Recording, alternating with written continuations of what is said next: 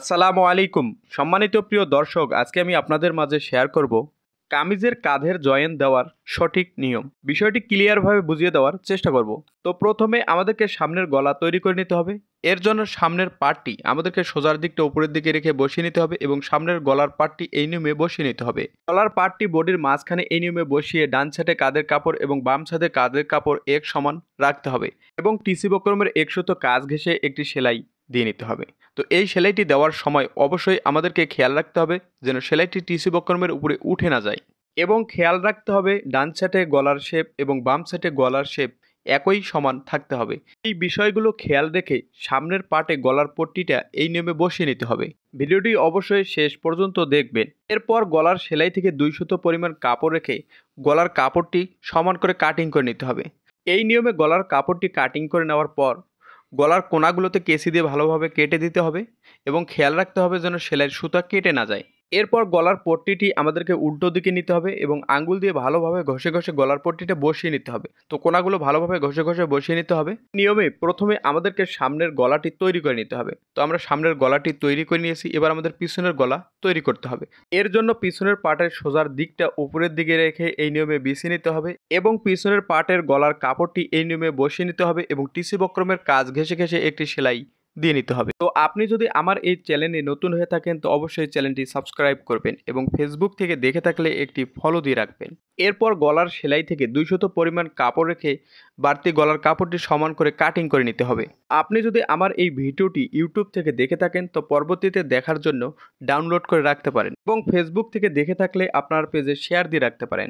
এরপর টিসি বক্রমের কাপড়টি বাইরের দিকে এইভাবে বের করে দিতে হবে এবং টিসি বক্রমের উপরে লোবে লোবে একটি সেলাই দিয়ে নিতে হবে। সেলাইটি দেওয়ার সময় অবশ্যই সেলাইয়ের কাপড়টি টিসি বক্রমের দিকে থাকতে হবে।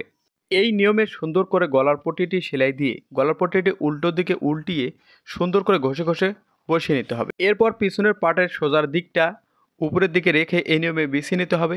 কাঁধের জয়েন দেওয়ার জন্য পিছনের পার্টটি আমরা সোজার দিকটা উপরের দিকে রেখে এই নিয়মে বিছিয়ে নেব এবং পিছনের পার্টের গলার পট্টিটি আমরা বাইরের দিকে এইভাবে বের করে রাখবো।